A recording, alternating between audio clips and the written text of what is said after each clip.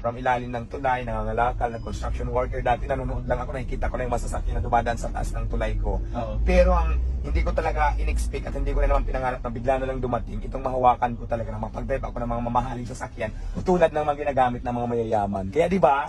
Bagong sasakyan ni Diwata dumating na. Kung matatandaan po ninyo mga kababayan ay nabigyan nga po itong si Diwata ng pick-up. So ngayon makikita natin dito 4x4 na puting-puti at bagong-bago pa. Kaya ayan, pababa na po siya sa kanyang sasakyan. Mamaya-maya po kausapin natin ito na sana makasakay din po tayo sa bagong sasakyan nito. And guys, nandito tayo ngayon sa bagong sasakyan ni Diwata. Talaga napaka-smooth nitong bagong sasakyan niya. 4x4. 4x4. Parang ang ganda, pati yung mga ano na dito. Controller. Oo. Na-test drive mo na ba to, Diwata? Actually, hindi pa. Hindi pa yun. So, siguro, mamaya siguro test drive. Pero kahapon kasi, di ba, kung matatandaan ninyo mga kababayan, nasa ano tayo, MOA. So, nag-test drive si Diwata doon.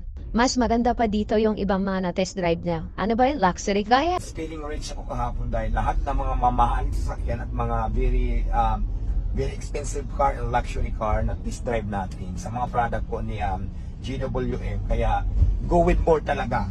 Napakaganda ng mga klase nila.